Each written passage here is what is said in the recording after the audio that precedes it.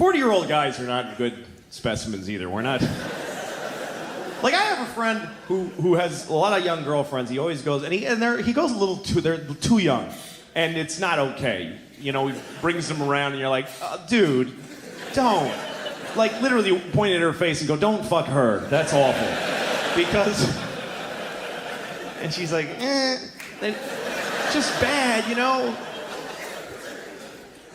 But so he was gonna have sex with her one night, and he said he wanted to go all night. Like, he wanted to really last a long time. So he said, I'm gonna drink a lot of milk so I can have a lot of sex. I was like, who told you that mattered? And he goes, well, because you can come more if you drink milk. This guy actually thinks that, like, you run out of cum, but if you drink milk, your body goes like, oh, dude, that's perfect. Just send that right through. That's fine. Nobody will know the difference. Just go ahead and send it through. Run out of cum and a pinch milk is fine. It doesn't matter. Go ahead and send it right through. Spray it all over his cat's face, whatever he was doing. What?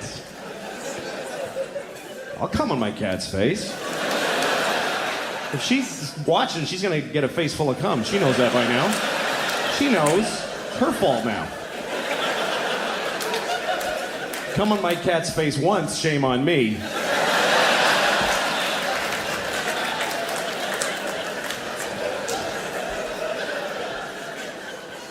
I don't have a cat. I don't have a cat. I never had one. I mean, I would come on a cat's face. I'm not trying to take that back. I just don't happen to have a cat. I have a dog, and I had a dog when I was a teenager, and yeah, I did once. I made my dog lick cottage cheese off my balls, which is something you now can't unknow. You just know it. I did this. And I only hesitated to start the sentence only because I wasn't sure whether to say that I let my dog lick cottage cheese off my balls or that I made him lick cottage cheese. And really, considering how much dogs love cheese, I think I made him an offer he couldn't refuse. I think that's probably the fairest way to put it. I remember it so clearly. And I remember the look on the dog's face. He was like, oh, fuck, dude, what's wrong with you? Why are you doing this to us? Just put it on a plate. Why do I have to lick it off your goddamn balls? All right, come on, fine, let's do it. I'm doing it. I don't care. Look, you gotta live with this. I'll be dead in 2 years. I'm a dog. This is your problem.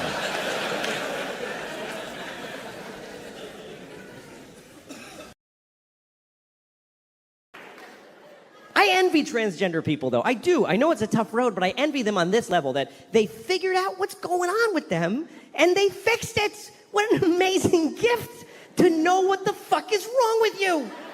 Who else gets to have that? It's just a mushy, I don't fucking have any idea. I would give $1 million to just wake up, oh, I'm an owl. That's what the thing is. I just gotta blink slow and eat a mouse.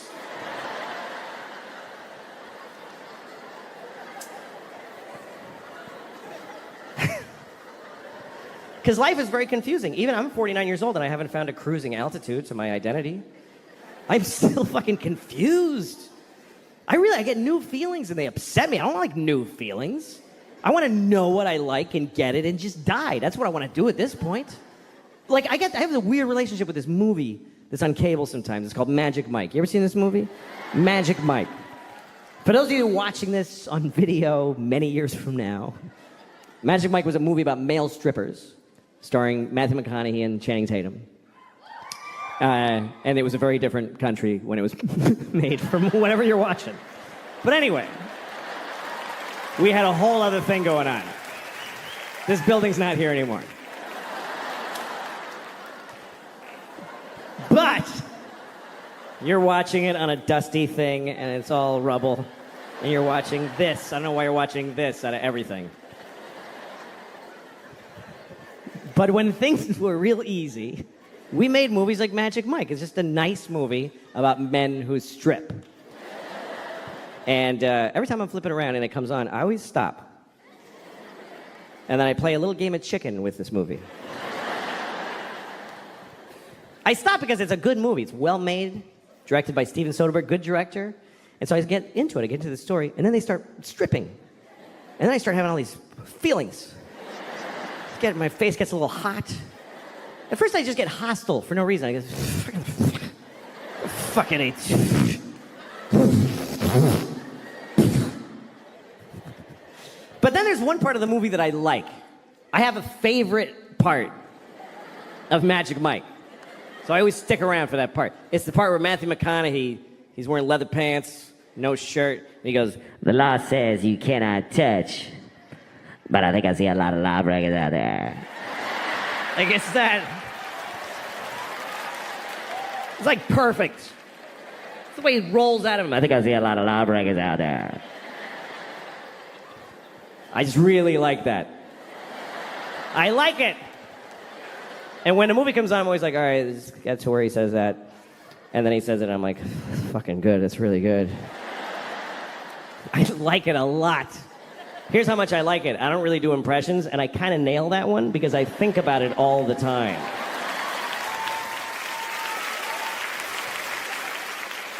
I'm walking around my house like, Law says you can't touch.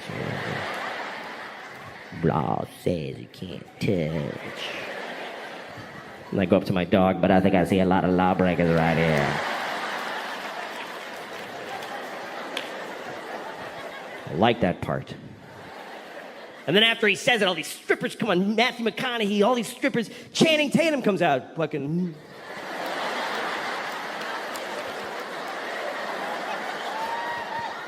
And then I go like, fuck, and then I have to stop. Because I'm starting to get a feeling.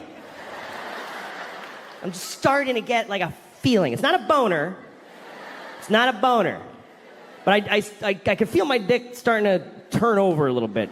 Just starting to... You know when you can feel your dick kind of unfold?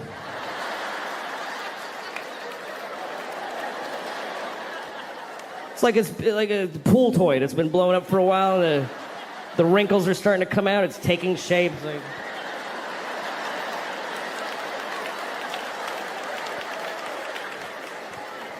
Just that early. My dick's just waking up. What are you guys doing here?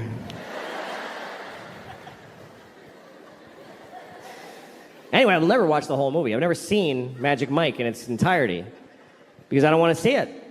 I don't want to see the end of Magic Mike. I know what the end of Magic Mike is. I'm pretty sure that the end of Magic Mike is that I'm gay.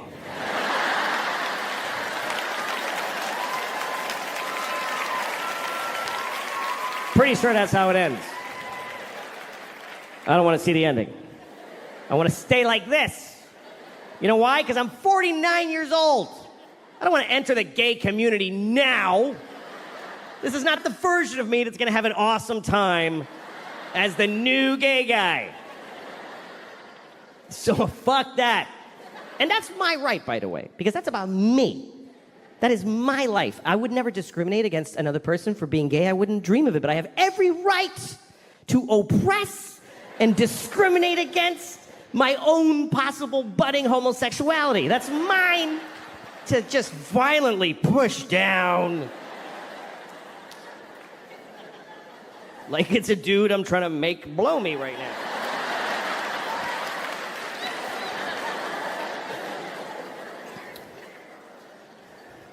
And you know, I haven't become like generally attracted to men. I'm not sexually attracted to men. Just Matthew McConaughey and Channing Tatum.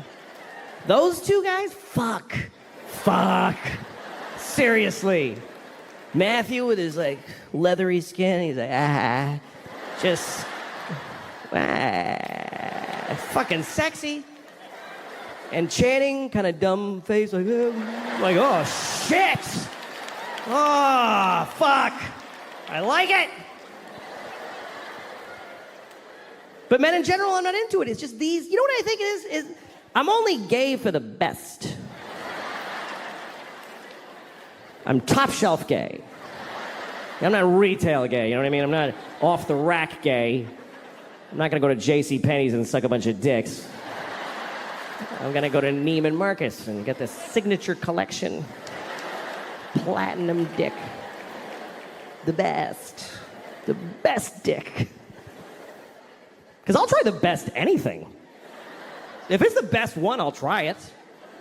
Like, I don't like cognac. I would never buy a bottle of Hennessy and keep it in my house. But I had never tried the best cognac.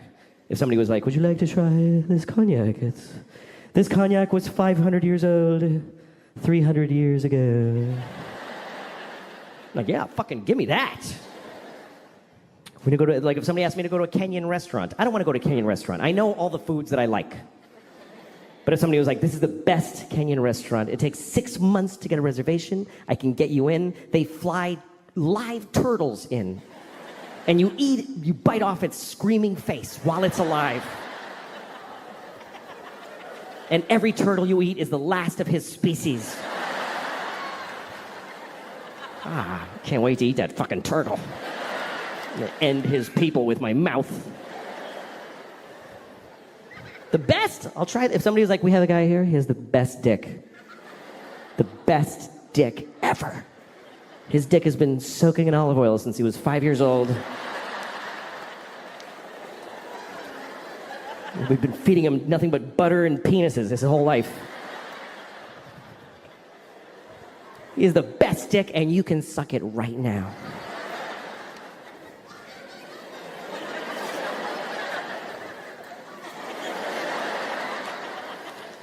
Well, let me see it. Can I see it? Can you take it out? Shit, that's beautiful. Oh my God. That's my favorite thing now. Fuck, I shouldn't have looked at it. Let's bring it closer. I don't know what I'm gonna do, but bring it closer, please.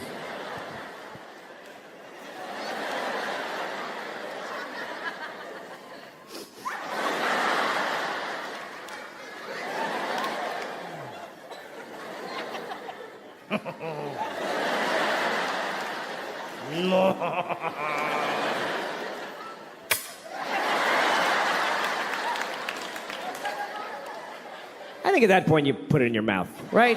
If you're looking at the best dick ever and you're not sure you want to suck it, just put it in your mouth. And then decide. Just for like 20 seconds. That's a long time. That's 20 seconds. That's a long time to have a dick in your mouth that you're ambivalent about. It's 20 seconds. If you have a dick in your mouth for 20 seconds, you are not deciding. 20 seconds. I'll show you. This is 20 seconds with a dick in your mouth.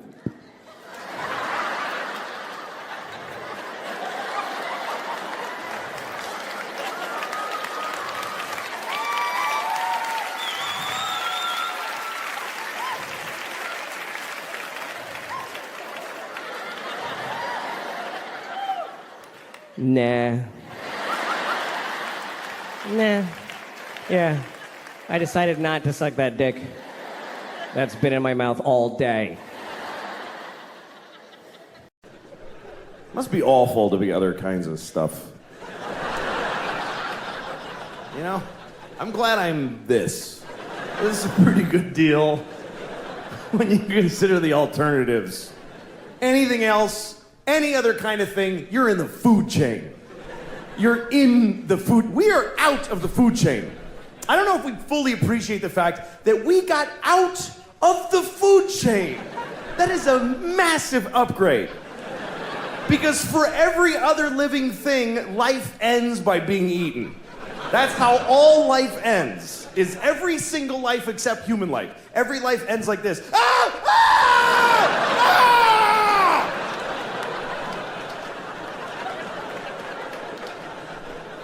We're the only ones that get to just die old in a bed. Just, I love you. Bye.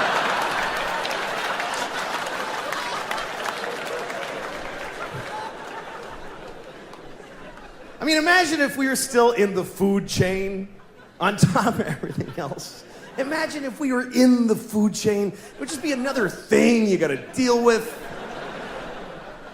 You're already having a bad day. You wake up in the morning, you're making breakfast, you burn your toast, and it's too late to try again. and your kid comes in and says, "Bleh," and you're like, fine. And it's just, why? You get a thing in the mail that says that your phone's different and your mortgage is another company now. What? I don't get it. Then you're walking to work like, why do I even bother? Oh, shit! God damn it! There's always fucking cheetahs at the train station. Stop it!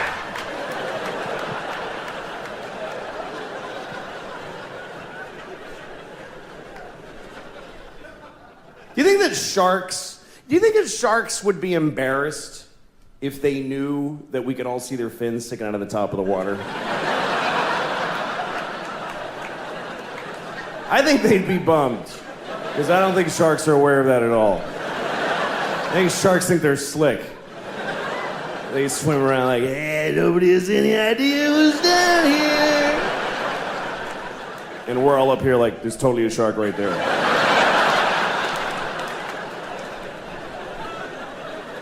It wouldn't be fun being a predator either. If you're a predator, imagine if every time you're hungry, you gotta chase a guy who's running for his life.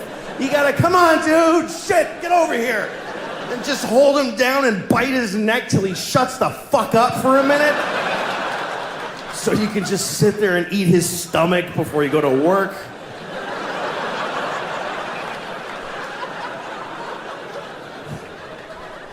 That would really suck. That's why animals just, they go, let's do this together, man. You chase the parents away, I'm gonna eat the kid, and you circle back.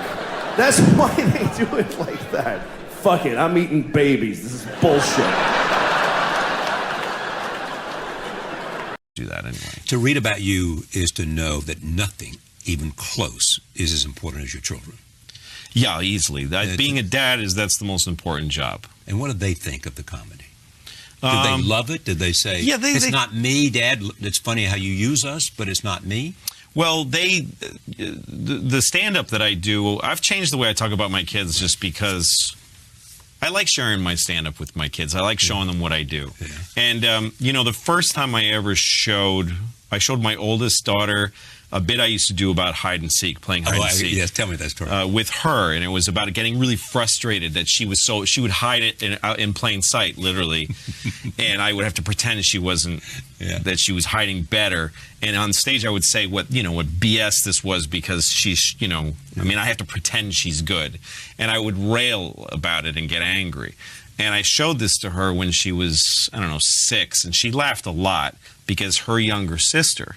It was like that now. Like she was having to patronize her younger sister. Oh, I see. She was doing the same thing. So she's like, that's like what it is. Yeah, she's like, I know exactly how you feel. And she was able to make that connection. And she also thought it was funny that I got so upset. She knew it was funny because in real life at home, I'm not like that. I mean, I get upset like any parent does, but not unreasonably. So she thought, she knew. But would she say to her friends, I have the funniest dad in the world? He's the funniest man to be around. Oh, geez, I don't know. I mean, what I hope is that her thoughts about me are as a father. As a loving father. I'm there for her when she gets off the bus from school. I'm there for her. I take her home. I cook her dinner. We do her homework together, and her sister, same thing. So I take care of them. To me, that's what I want them to remember. I think of course the work is like something that hopefully when they're like 18, 19, they'll Google me and go, wow, this guy did a bunch of stuff while he was doing that, It's not important to me that I like to model for them a good life in my career as far as, trying really hard and being responsible. I tell them when something big is at stake and when it doesn't go well or when it does. I tell them that stuff as a role model, But I could be doing the same thing if I was working at some company making widgets or something, What All right, what happened on the plane? Well, flight attendants. You're going to want to kill the kid and the parents. Massachusetts couple. Think Tran Airways went overboard by treating their crying 3-year-old daughter in much the same way. But the parents said they just needed a little more time to calm her down. Get her in the There's seat. the problem. Get her in the seat. Get her in the fucking seat. Just take her physically and put her in the fucking seat. Pick her up, grab her by the hair. Yeah. But they had just visited her Grammy to Grammy. Yeah. So I guess she was upset with leaving Grammy. Who cares? She was removed because she was climbing under the seat and hitting her parents and wouldn't get in her seat. Put her in the seat physically. Get in the fucking seat. Well, you gotta calm her down, don't you? What? Don't you have to calm her down? Yeah, but the thing is that they're just shitty travelers. Right. There's a whole system to put it. I've traveled with 2 kids. I've got a 2-year-old and a 5-year-old, and we travel with them all the time. Oh. And you got to get your shit put away fast, so that you have time to calm your. They're just fucking assholes. They don't know. They're just like those people that, like, you know, when you see on an airplane where like you're starting a taxi and a guy just gets up like a cunt, just stands up and goes in the overhead, and the plane stops and you hear, we need everyone to sit down. It's usually a fucking Hasid, by the way, who just looks at the front of the plane like, what? They're just going to get my money. No, so these people are just incompetent. I mean, Look, I don't believe in people that hate babies on flights. I think are assholes. Like when my baby is crying and people like crane their necks to look back. Yeah. Like, could you turn off that machine that makes that noise? I fucking looked them in the face like, please actually say something so I can piss in your mouth. Because it's a fucking child, you fucking piece of shit. We're taxiing. You know, we're very good at keeping our kids quiet. They don't cry through flights. But if my daughter goes like, fucking some rich asshole like rustles his newspaper and looks back at me like, whoa, this is unheard of. I look in his. I love it. I look right in their face. I've been with this kid all fucking day. I would love to unload unfairly on a stranger. Wow. Give me a reason. No, it's great to see the other side because there's no one in this room that's going to agree with you, Louis. Yeah, no, I know. People hate when kids cry. I just want the parents to at least try. That's the thing. That's all I want in my world. I get frustrated. They're still crying, but at least try to do something. And for the 4 hours, break your fucking parent rules. Like if there's no candy allowed before dinner and the kid's crying for candy, fucking send them into diabetic shock. No, by shoving you're candy absolutely right, and they should have kicked them off. If the kid is not in his fucking seat, if he's a liability, fucking kick the whole family off. Right. Absolutely. And they did. They did, and they should have. Yes, just the kid. And make the parents fly. Standing there on the empty jetway, you just see him like crawling dangerously close to the edge. Yeah. No, most parents are fucking idiots, and I hate parents on airplanes that don't. Like, I saw this guy flying with his daughter, and she's crying, and he's a guy, so he just sits back, does it. All he has to do is hold her for a second. Right. Won't do it. Why the fuck? And a mother I saw once is feeding Mountain Dew and M&Ms to her fucking kid. There you go. Whose face is purple with sugar rage by the end of and fucking caffeine. Idiots. Are you ever embarrassed? Like, I understand, like, Geraldo made a good point one time. He goes, I know it's annoying, but what do you want people to do? Not travel with kids? It's like, you have to. It's like, and they are kids, they're not machines. The reason I hate people that complain is because they have no they'll complain about anything. Like, again, my daughter had a rattle once. She's not actually we give her a rattle so that she'll be pacified. She's rattling her rattle as we're taxiing, and people are looking at me like, oh, come on. Yeah. Well, fuck you. Get on your cell phone and call your fucking girlfriend and let me hear that now. You fucking adult cunt. What? Once the engines really crank up, it's really hard to hear anything around you anyway. Yeah. But it is that when you're boarding, the taxiing, when you get a kid crying, it's not. I won't do the turnaround. I won't. But my shoulders go up, and that sound, I'm like, I can't take baby crying sound. Right. To me, it's the old nails on the blackboard. Sure. The story continues. Ellie was sitting in front of our seat crying. The attendant motioned to a seat and asked if we purchased it for her. They had paid for the seat. Jerry said, another attendant, yes. Big problem here is that it sounds from what they're saying that the little girl was sitting by herself and the parents were sitting together behind her. Yeah, what's that about? Yeah, because parents that do this fucking are the worst. That they put their kid, if there's 2 parents and a kid traveling, like I sat next to some little girl on the flight here from LA recently. Her parents are sitting together eating and having a great time. I'm fucking raising their kid. Oh my God! You're raising the kid. I'm helping her with her juice. I'm listening to her fucking cunty little stories about her grandma. I don't want to hear any of it. Why, they weren't good She's stories? do you want to play my Game Boy? No, I got fucking work to do. I'm trying to watch softcore porn on my fucking DVD player. And mom and dad are canoodling. Or they're having a great time on the other seat having fucking margaritas and shit. Another cocktail here, please. Yeah. No, they're that's because why she's crawling under the seat to get to her parents. Because they're not sitting with her. It should have been the mom and the kid, or the dad and the kid, and then the one parent. And the reason I'll tell you why that didn't happen is because the parents fought. I'm not sitting with her. No, I fucking sat with her on the way to grandma's. Oh, well, let's just make that stranger sit with them. Louis C.K. Yeah, I've seen his act. Yeah, fucking assholes. Do you want to say They should have been thrown off the plane while it was in flight. They should have been thrown off from 30,000 feet. Goldfinger right through the window. You're the type that would say something, though. You want to say something to the parents sometimes? I would, if they were there, I would, especially if there was a problem and it was holding up the plane. I think I would have said, I'm sure. Why isn't she sitting with you? You guys stink. I hate you. I'm sure people would just mumble, fucking people. Yeah. I bet they got applause. I hope they got applause when they kick them off. Her cunty little stories. She's one.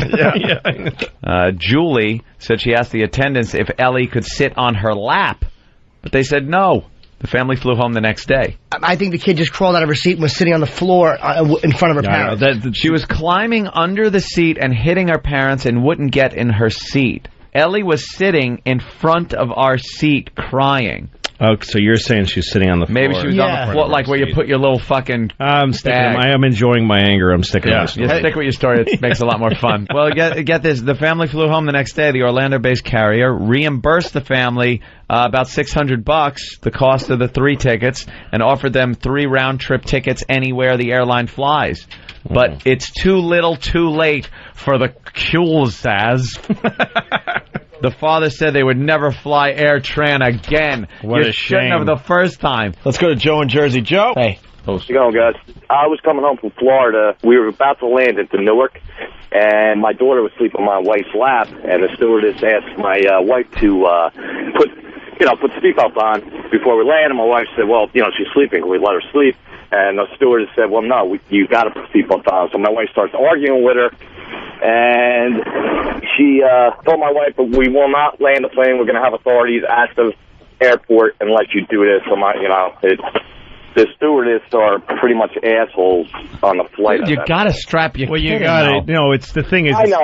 No. Something happened to the kid, and your kid slammed his face against the fucking. The thing that people don't understand, and there's a million comedians that make hay of this stupid fucking. I hate stand-up comedy that's based on ignorance. Yeah. The whole thing of put your seatbelt on, that's gonna help if we crash into a mountain. Yeah, that's what they're for, you fucking dunce. They're there for when you're taxiing, because when you're fucking land, you're going about 150 miles per hour. Louis C.K. ruins bit for hundreds of hack comics. Film at 11. If the plane wheel hits a chuck hole in the runway or something, your head could go slamming into. And the reason the seat goes up. So, sir, it's important. It's a federal fucking regulation. If something happened to your kid, the flight attendant would be run out on a rail and sued and everything. Jesus, lucky goody two shoes. We're gonna call that show. My chip a tooth. They got to make the rules so basic they can't. Well, because she's basically caring for a fucking 200 children. Everybody on a plane is a child, and if she had to go make these Solomon rulings for every single, you opened it after the de-icing, however and it would just go to hell. You are an idiot. You are okay. You're fucking mongoloid. I know what it's like to fly with kids, but you just have to work within the system that there's, Oh, yeah, no, it's understandable. And the bottom line is this. I'm sorry. No, just let me make a point, sir. If they fucking hit some bumps and you fall and break your fucking nose, you're going to sue the airline. And you're going to. And, of course, Louis C.K. will also be there, and he's in the studio as well. Hello, fellas. It's his birthday, and he walked in just bitching and complaining. I don't know. You were supposed to be here a while ago, I think. I know. What happened? Bad morning. Well, I walked my daughter to school with my wife on the way here, and, of course, my daughter won't carry her backpack. She won't carry her own backpack because It's impossible. It took forever just to get her to a corner where I could get a cab here. Yeah. And she keeps crouching her whole body to the sidewalk and just saying, it's cold and I can't carry this and I want someone to carry me. She just won't walk to school. Right. It's torture. Isn't she 15? Yeah. 15 in kindergarten. And so I'm like, you got it. This is it. This is life. You got to go to school.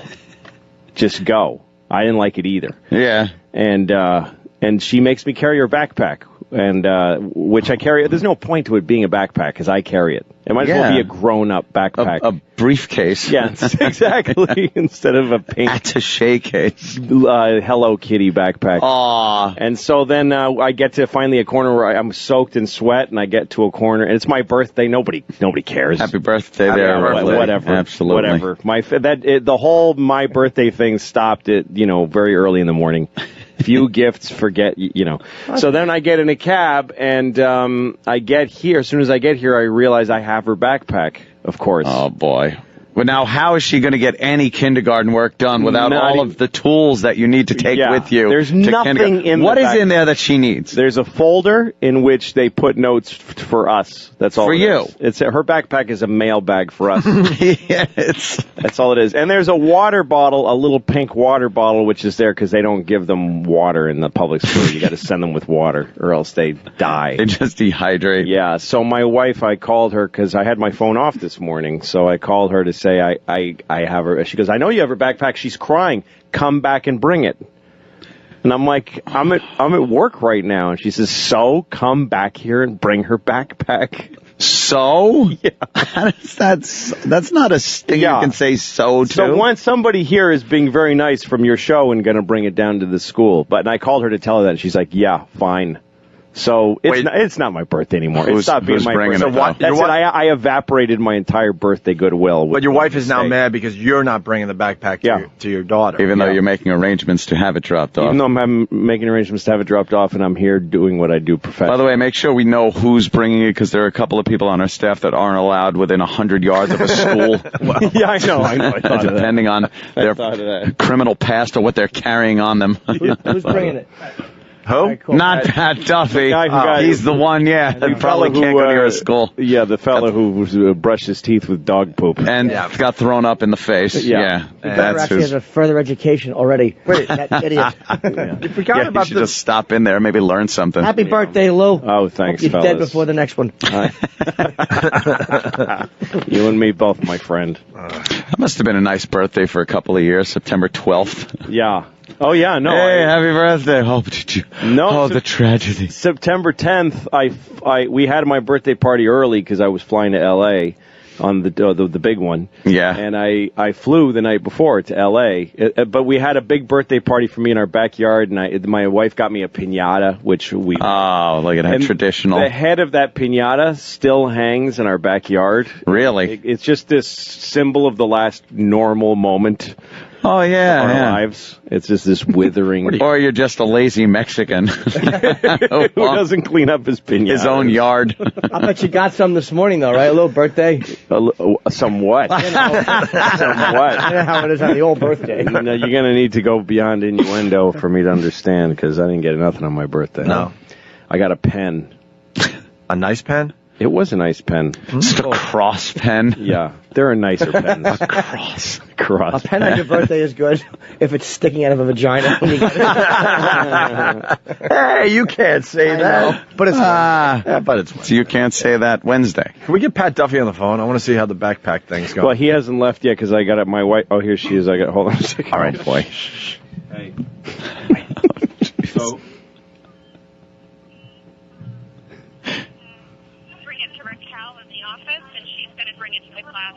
Okay, so he brings it to Raquel in the office. And what does he tell the guard? What does he tell the guard when he gets there? He tells the guard that he needs to give his backpack to Raquel. Okay. Look at him. Raquel forgot to give her backpack, and Right. tells us to bring it to the office and she'll bring it. Okay. He just has to, he'll probably just sign and pass or whatever. Right. He'll sign them. Pat, come here. Okay. Look at it. All right. I'm really sorry about that. Yeah, I know. She must have gone nuts. She just freaking out, and she wouldn't let me leave the classroom, and she was saying, "No, I want it before you leave." Yeah. She was worried about not having water, and I had to buy her a bottle of water. And, Of course. it's just.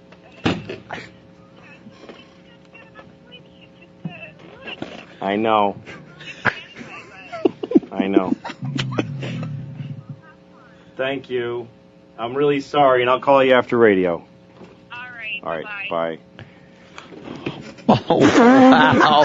Oh, dude, that's hysterical. I think Lou was apologizing. She didn't seem like she was like, all right, have fun. No, she's okay now. Yeah, she's all you right. can tell. Yeah. I think a lot of it is me. I fill in a lot of blanks with guilt. Because I'm listening. So she was just quiet. She didn't say it's okay last time I talked to her. So I'm like, oh, she's mad.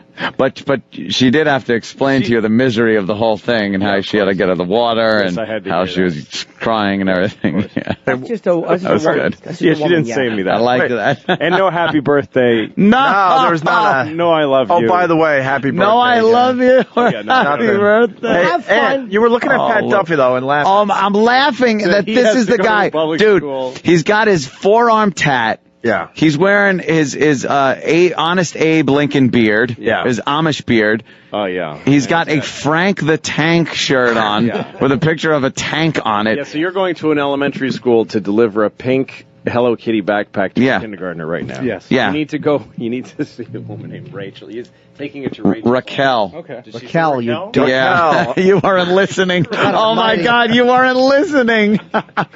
Your wife is right. I suddenly see her point of view. Lou Lou is an idiot. I didn't hear a word of it. He'd be looking for this Rachel. I need to find Rachel. They're like locking down the school, hiding the Rachels that go there. He's going around every corner. Rachel. Rachel, I've got your back. A lot of people pointing out that you're a beaten man on instant feedback, Lou. Oh, totally. Oh, that conversation was just like, I know. What were you hearing in your brain during that conversation? You know what? White noise. She was actually, not Raquel. Charlie Brown's teacher. She was being pretty nice. Yeah. Considering that it's my birthday and I didn't do anything wrong, really. Yeah. And I just made a mistake and I'm rectifying it. Yeah, you're fixing Considering all that, she was being pretty nice. Well, you just said you were sorry twice. I'm like, why are you sorry, Lou? It's like it was. I know. Like I could hear her talking. It wasn't like she was bitching at you. She was like, yeah, she was how she freaks out. Like they were preemptive. I'm sorries. Yeah, well, they were from before, from the way she sounded last time I talked. So they were owed. I would never apologize like that. I would just be angry back. Yeah, well, you That's how can't Jimmy works. get through, you know. Oh, you're probably right. That's how Jimmy rolls. Yeah, that's how you act with a girlfriend. Where there's no stakes except PUSS. I'll leave the last one off for saving. Plus is enough. Plus is enough for a reason. My daughter was having a dance thing at her school. They had this big dance. Anyway, we all went, all the parents, and everybody's there, and everybody's got their phone. Every single parent. It was an amazing thing to watch, because kids are dancing, and every parent is standing there like this. Every single person was blocking their vision of their actual child with their phone. And the kids, I went over by the stage, and the kids, there's people holding iPads in front of their faces. It looked like we're all in the witness protection program. Like, the kids can't see their parents. And everybody's watching a shitty movie of something that's happening 10 feet. Like, look at your fucking kid. The resolution on the kid is unbelievable. If you just look, it's totally HD. Why are you taping this? You're never gonna watch it. In a million years, you're not gonna watch videos of your kids doing shit you missed the first time it happened. You don't watch it, you just put it on Facebook. Here, you watch it. I want to take a nap now. And then you get to read all the comments. Oh my God! It's so cute!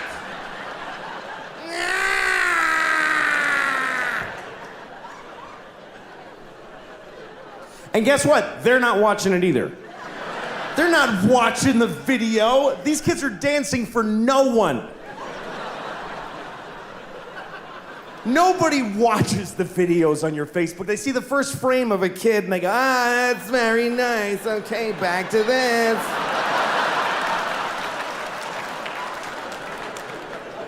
Nobody's watching your kids' videos on Facebook, I promise you. I'll prove it to you. Next time you tape your kids dance, take 1 second of it and then add 20 minutes of just your own asshole. Just go in the bathroom and just record your own anus opening and closing for 20 minutes. Tack it on to your kid dancing for a second, put that on Facebook. Everybody will write the same thing. That's adorable. I think I see a future star.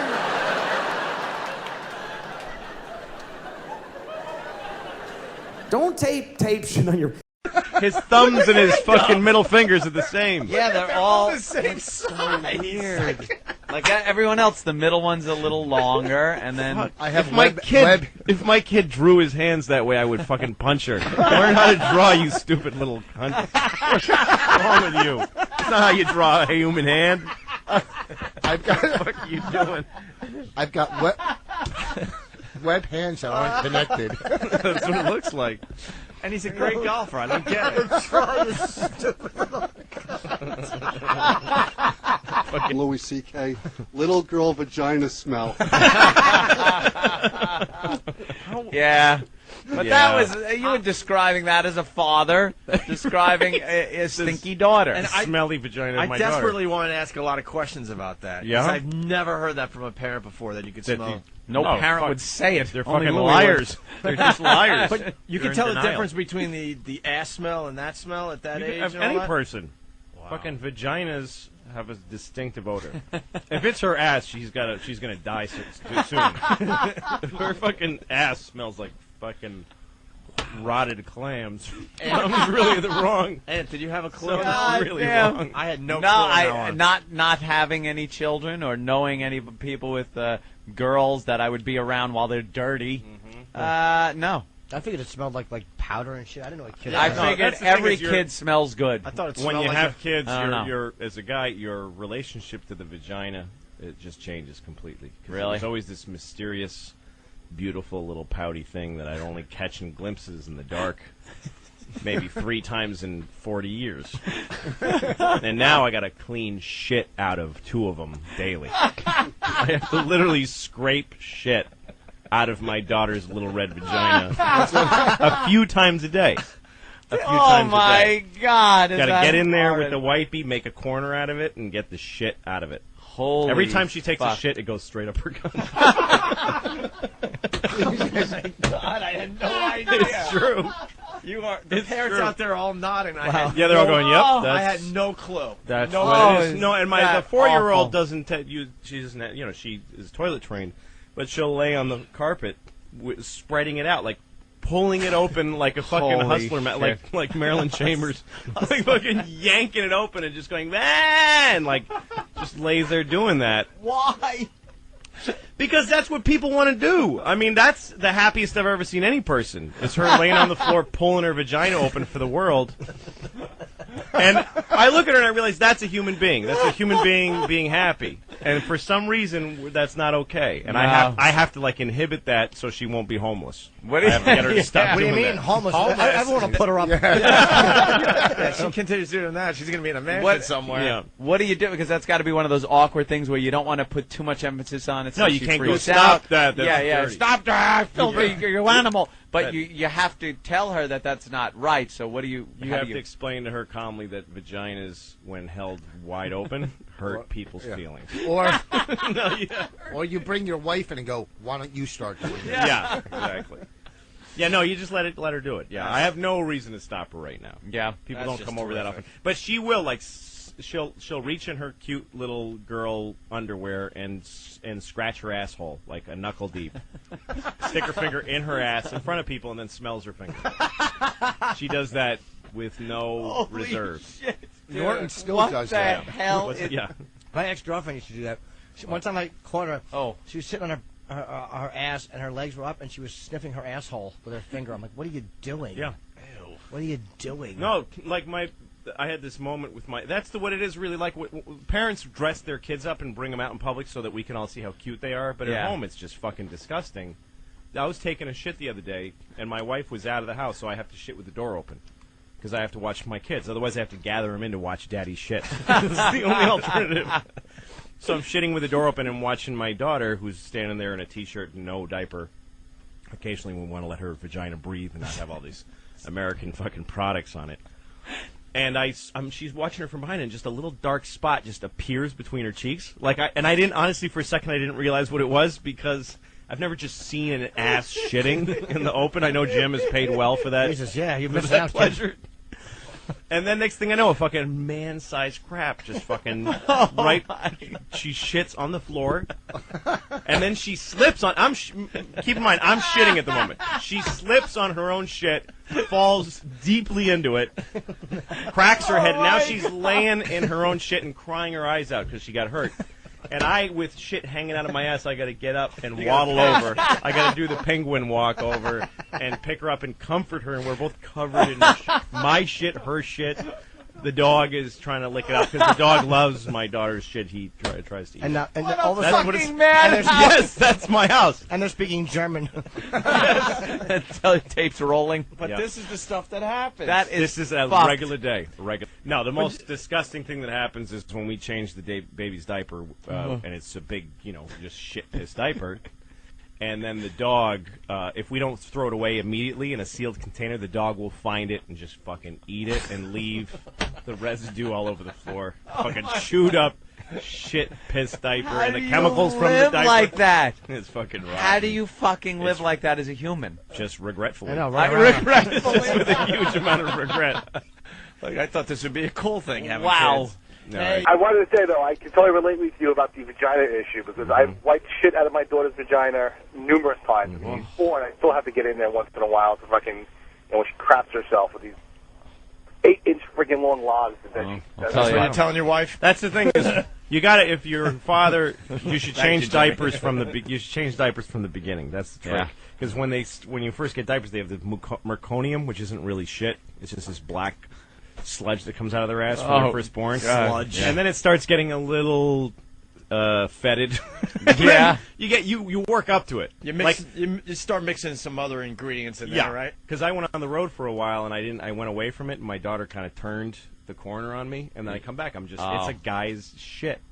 After a while, it's just a big fucking dumperoo. Oh my God. And you got to clean it. Well, that is the last brown thing you want to see in your daughter's vagina. Could be worse. That's killing today. And you're killing. All right. Oh, that's so Kenny. awful. Let's Doesn't it just sound horrific? It just sounds horrid. But don't you? I mean, you're. I remember when Jim and I were working on my show, and once we're about to start shooting, and he's eating in the scene. So I touch his food with all over the place with my hands because I know he has to eat it professionally. And he goes, "Are you kidding me? I pay women to shit in my mouth. You think I care?" Touch away, Lou. Oh yeah. One time I said to him, "You know that AIDS started in your mother's ass." And he goes, "Yeah, well, it's going to end there, too."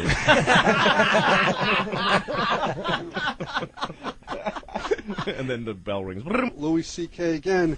Your baby's being raped. Well. Maybe. Well, That's maybe. No. Some kind of mental illness to push against that, to go on stage and just bomb horribly and then still do it because you love it. You just have some really deep desire to make it work. And actually, it's usually the comedians that start awkwardly and badly who end up being interesting. The guys who, from my experience, when I've seen people show up and from the first day on stage, they're just easy, like really amiable comics who just know how to talk to people, they don't usually end up being that special. They get some quick success, but they don't usually turn into something like really unusual and great. Do you remember your first open mic night? Was that how you started? Yeah. Oh, yeah. I'll never forget that. Can you tell us about it? Well, I got this. I found out that you could do there was an open mic night at a club in Boston where I started called Stitches. And I was actually like 17, almost 18 years old. And I thought, geez, you can go on stage. They said you do 5 minutes. You just put your name in a hat and you get on stage. You can be anybody. That was so exciting to me. So I went to this club, Stitches, which is very grown up. They didn't even want to let me in because I was underage, and they have a drinking, a liquor license. And then I went on stage and I did about 2 minutes because I didn't have enough material. Like I sputtered, my whole throat constricted, and I heard this roaring in my ears. My eyes were watering. My heart was pounding, and I couldn't control myself. I couldn't think straight, and all these adults, like drinking adults, were looking at me like I'm an idiot. And I just walked off stage to kind of confused, like, little applause. And I just felt like a pile of garbage. And then I kept doing it. Okay, so you did really terribly on stage. Yeah. What made you think, I need to do more of this. I want to get back on there. Well, I didn't do it for a little while. And then at the time I was working at a video rental store in Newton, Massachusetts, where I grew up. And Kevin Meaney, who was a very big star in the Boston comedy scene back then, Boston had a very strong local scene. And I knew who Kevin was. I heard him on the radio and stuff. And Kevin was a customer at the store I went to, that I worked at. And I told him that I had done an open mic. And he said, oh, well, you got to come on my show. He had a show that was a huge, him and Steve Sweeney, these two great comics. They had this show where they would, they'd pack the room and put on all the best comics in Boston. And he said, come be on my show. And I said, well, no, I'd need to practice, do more shows to get good enough. And he said, no, I won't let you go on my show unless you go on now. He said, it's interesting because you don't know what you're, like, it's comedy tragedy. He kind of wanted me to go on and bomb. And so I went again into Stitches, and it was a Wednesday night. It was Sweeney Meaney night. It was jam-packed. And I went on, and I think the audience, people's mouths were open. They were shocked at how bad I was. Just shocked. And I got off stage, and Kevin wouldn't look me in the eye, and nobody would. And it was just the most pulverizing humiliation. It was much worse than the first time, because it was a really, the first time was an open mic night. The premise of the show is that most of us don't know what we're doing. But this was a professional comedy show. And I went on it and just flailed. I mean, it was a nightmare. So was Kevin Meaney cutting you a break or being really cruel and putting you on after that? That's open to interpretation. I don't know. I mean, he must have known how bad it was going to hurt me. But to me, I think he was giving me a break. It was up to me to make it into something. Who knows? Maybe I was funny. He hadn't seen me. Do you know what I mean? So he was giving me a chance. He was it's interesting when somebody becomes an agent in your life for a minute. You know what I mean? And they go, well, let's see what happens if you do this now. It was a formative experience. Sitting here now, I'm very glad I had it. It was Why? A great, great thing.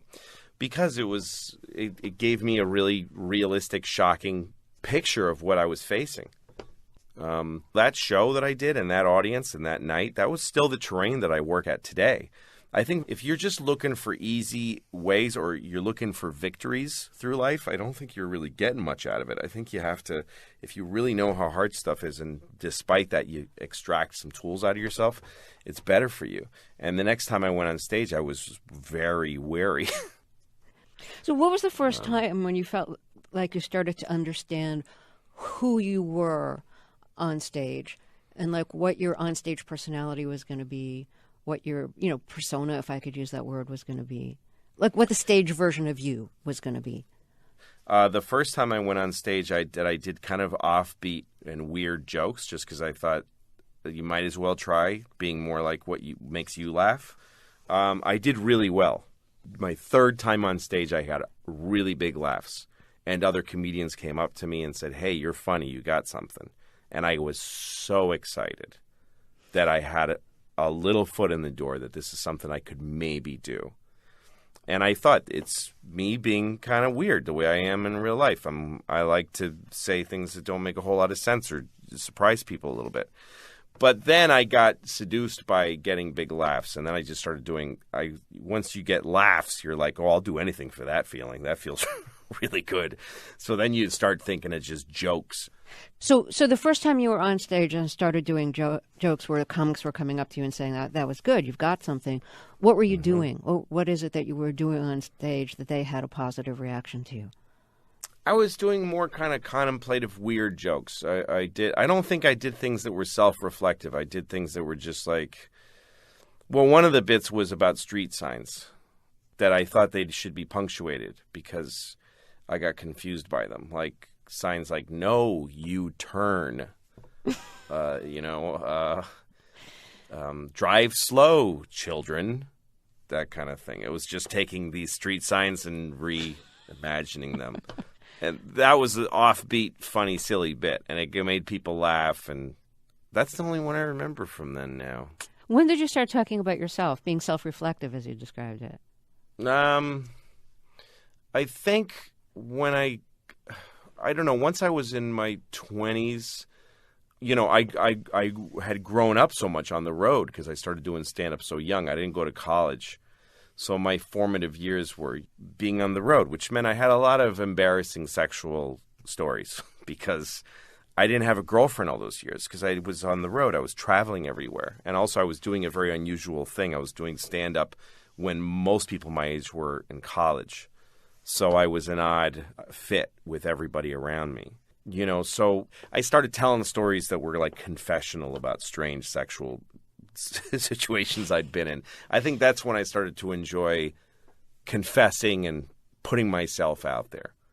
But then, but I also talked about things like, the absurdity of being poor and trying to have money in the bank and stuff like that. So it was about life in general. I think it's when I was married and had children that I started to really talk about my own life and what my life felt like. But before you realized how being a father would give you material for your comedy, did you think, okay, I'm going to be a father and now it's over for me? No more independence, no more easy life on the road, the door slamming shut? Well, there's always a give and take. I was glad to let go of some of that. The road really sucks when it's all you have. It's really sad. It's very lonely out there. So I was happy to be in a family and be married and everything. And when I first got married and had kids, I thought, I had some friends I played poker with on Mondays, and I thought the poker game on Mondays that's the water line. Like if I don't make that game, I'm losing something. I'm losing something if I don't make it to that game. It means I'm letting go of my youth, I'm letting go of my manhood, all these things, my independence. But then after a while I realized, why would I want to go play poker with a bunch of guys in a smoky room when I could be at home with my family? And I realized that a lot of the things that my kid was taking away from me, she was freeing me of. A lot of things that men hang on to when they're younger, they're not good for you. And that there was this huge pride in having a kid, and also that I didn't matter anymore. The greatest thing about having a child is putting yourself second in your own life. It's a massive gift to be able to say that you're not the most important person to yourself. Why is that a good thing? Because you'll always, I don't know, because that's always going to let you down. You know what I mean? The idea of I've got to get me right. I've got to get what I want. That's got to be right. That's never going to quite work. Life just isn't that satisfying. But if you can be useful to somebody else, that you can actually accomplish. You know what I mean? You can go, I did a pretty damn good job today as a dad. Pretty good. Best as I could. That's worth so much more.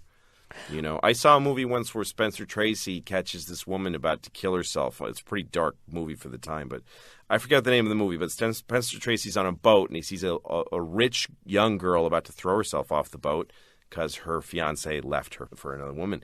And he's trying to talk her out of suicide. And he says to her, do you have a job? Do you have anything that you do in your life? Which was a funny thing to ask because she's like a 1920s, she's like a socialite. And she said, no. And he said, I think you should get a job because it's very hard to be sad and useful at the same time. And ever since I saw that, I keep that in my head. If you can be useful, which means to somebody else, not to yourself, if you can be useful, it just makes you feel better. So I live in service of my kids, for that's the first priority. And then things like my career, they feed into that. They're part of that because I'm providing for them. But also, it's just not that important. If something's not important, it's more fun. It's more something you can look at from objectively instead of having it be this albatross around you. I've got to get this right. Hey, so going back to your kids, there's a story that happened in a mall. I want to get your take on it. Simple as that. All right, it's a pretty good one. A mother outraged. Her 5-year-old daughter had an emergency, and she says store employees refused to help. The mother says she was eating at a shopping mall when her 5-year-old started screaming. Many parents can relate. It was a bathroom emergency. But when she went to the nearest place for help, they said no. She says her daughter had a massive accident. Well, now the store's owner is receiving death threats because of this bathroom backlash. This just never should have happened. It never should have escalated this high. But it did. Now one mother has started an internet campaign. And this store owner... People have called asking if this is my address and said my address to my daughter. And she was terrified. Says she's now getting death threats. Good. The only one that I actually read was the one that said what they wanted to do to me. That was... beat me with a lead pipe. Well, stop thinking your stupid bathroom is sacred. All right, wait a minute, though. So this mother is starting the internet campaign against the store? Yeah. What kind of store? I hate the mother. I hate her. Do you really? Yes, I do. Yeah, but see, you got the 5-year-old. Obviously, I got a 6-year-old and a 3-year-old, and I've been out in public with them many times. Yeah. I've been at Yankee Stadium with them. And you need a bathroom. Yeah, you need a well, okay, here's what happens. You're at Yankee Stadium with your 2 kids, and you don't want to, the Yankee Stadium men's room. Right. It's pretty disgusting. Sure is. And I don't want to go there and be in line with my kids and then go into a stall that's just got... it's just a chocolate-covered toilet seat. But I do it. Because I know later I might not have a bathroom. If her kid has started screaming, I have to go to the bathroom, that means she's a lousy mother. That's all. I can just tell you that as a fact. Oh, that she doesn't know how to take care of her kids. She should have maybe sooner found something. She's a self-centered, stupid mother eating a fat burger at the mall. Just an idiot. The key word there was massive. Yeah. The kid had a massive accident. I don't want to. Wow. I think there's more that's going to be revealed here. Oh, is there? Instead of us saying it, because like the lead pipe thing, came out of nowhere. I'm hoping these other facts come out of nowhere. Beat you with a lead pipe. Anthony said massive. Yeah. Massive is key to this story now. Okay. Keep listening. Okay. And this lady's now getting death threats because, she wouldn't let the mother with the young child use her bathroom. There's rules about it. Your public restrooms, there's when you have a store or a restaurant, your bathrooms are either rated for public use or not. Yeah. You can't, it's actually a rule. So the woman's legitimate by not letting the person. It's a dumb bathroom. All right, let's hear. This after a Huntington Beach mom walked into Rocky Mountain Chocolate Factory. Louis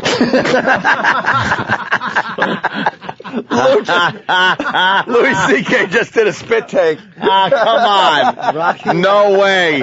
Wow. Is that the name of the place? That's why we don't want to give too much away. Yeah, there's a lot of surprises in this story. A lot of surprises. My daughter left truffles all over the floor. Rocky Mountain Chocolate Factory. Yuck.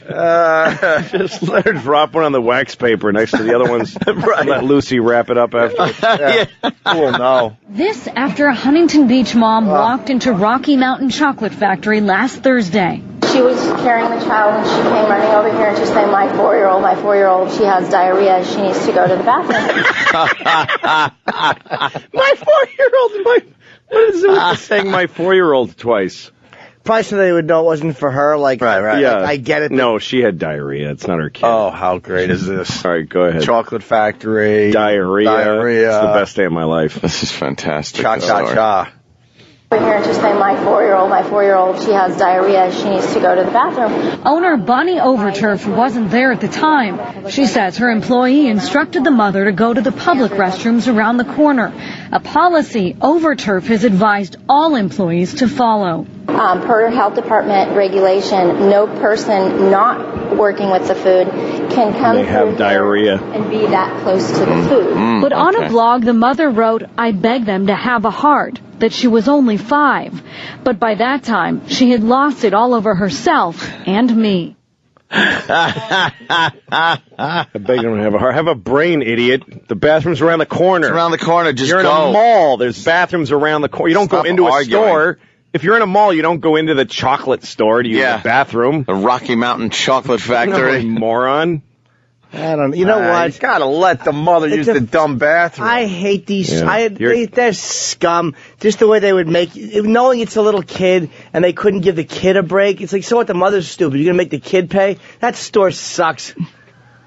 I don't know, hate man. kids. Well, probably it's not. It's like a bathroom that's behind the counter. It's like it sounded like it was in a place where it's too close to the Rocky Mountain Chocolate, and you don't want a little kid. I guess it just touches a nerve with me because I hate the mother. I hate most American parents are just so stupid. Right. They don't make the slightest effort. I'm so to get happy. ahead of things with your kid. So happy she was ask your exploded kid on. when you're out with your kid. You ask him every 20 minutes or so. You got to go? Do you have to go? Yeah, but I'm with Jimmy, man. You walk around New York, you need a bathroom every once in a while, and there's a bunch of these scums. They won't let you use their bathroom. Like, you have to buy something, so then you're sitting there buying dumb gum so you could use their stupid, turlet. But look, I've pulled over with my kid at a gas station or something or a restaurant, and they'll go, you can't use the bathroom. And I do get mad. Yeah. But you're responsible for your kid's anus and urethra and what emits from there on. Well, they didn't let you use it? Yeah, that's happening to me before. Why do they lock the bathrooms at gas stations? Does anyone know the answer to that question? Comedian Frank D'Amico had a funny joke. Are they afraid someone's going to break in and clean it? This made me laugh. Here's the last part of the story. This is what the mother wants everyone to do because of what happened. Had I been there, yes, I probably would have allowed her to go in the back because I am a mother and I understand that. The mother says she ran into the theater next door to clean her daughter up. So far, over 100,000 people have viewed her blog, where she encourages others to boycott all Rocky Mountain chocolate I hate her. Nope. I don't hate her. I love her. I'll tell you why. I hate her. It's not. She's sitting. This is what I see. See, I'm a parent, so this is what I see now. She's sitting there, starting a blog and a website. Yeah. And her kids, Mommy, shut up! Shut up! I'm doing my blog. I'm making a website because you pooped your pants on my body. Mommy, I'm tired. I want to go to bed. Shut up! I'm blogging about your diarrhea that came out of your anus. No, sorry. It was funny, but sorry. It's all right. Here's what it is. It's so true. No, he's right. This woman is now. She has this purpose. Yeah, no, it's doing everything to avoid being any kind of a parent. You get so sick and tired because people enjoy being angry, especially from a "what about the kids" angle. Yeah, but I don't it's care just about people kids, going, "How awful." It's okay for single people to do stuff like this, but when you have kids, you just roll with the punches. I mean, she's being stupid. And also, I don't know, I wasn't there, but the timing of the story sounds like she ran in. I mean, this is what it sounds like. She went, help! I'm going to sue you now. Yeah. It's like, help! Oh, man, we don't allow this place. Please, could you just... Oh, I'm going to go do a blog. It sounds like even if she let her use the bathroom, the kid was going to lose it before would not have made it. Yeah. She probably would have had diarrhea on top of the chocolate. Yeah. I think there's a good shot. Good chance. If the diarrhea got on the mother, so the kid was probably wearing a dress. Oh, God. Wow. That means the mother got diarrhea on her, according to this story. Yeah. So a little girl had like this skirt which looked like an upside down funnel. She was like a diarrhea dispenser. She came in holding a kid in her arms saying, "Can I please splurge diarrhea all over your food? Can I hand her to you over the counter so that the diarrhea just goes all over your Rocky Mountain chocolate?" Yeah. All right. Let's see what else we got here. Urges others to boycott all Rocky Mountain chocolate factories. On the mother's end, what a sad thing. Here you have a child and we have an emergency, and where can I go? If I was a mother and I had to go and take my child somewhere, and am I going to have a door closed on me because I'm having a problem? Overturf tells me she apologized to the mother. She's also contacted police because of the anonymous threats. We tried to contact the mother today, but couldn't reach her. Yeah, because she was too busy blogging. I'm so sick of being broke. I'm broke. I'm just always just keep digging this hole. And most people are broke too. That's the thing. This country's just everybody's broke. That's why I don't like George Bush, but I didn't like Kerry either, because they're fucking both rich and they don't get it. They don't know what it's like to be poor. Like, poor people know what it's like to be rich. They know exactly what it's like because they fantasize about it constantly. Every poor person has their whole rich life all planned out. Every detail. I'm going to have a house made of chocolate, and people are going to blow me as I walk in each room. They're going to be waiting. I'm going to wipe my ass with live rabbits and throw them out the window.